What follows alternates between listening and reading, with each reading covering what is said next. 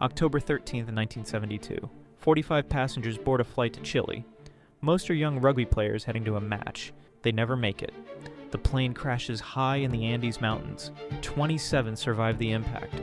For 10 days, they wait for rescue that never comes. Their food runs out. The cold is killing them.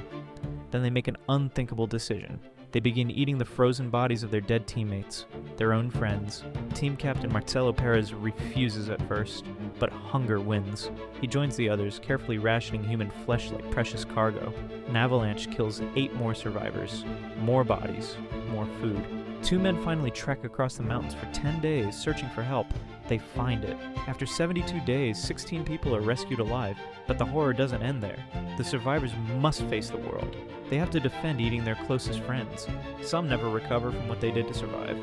The Andes flight disaster remains one of aviation's most disturbing survival stories.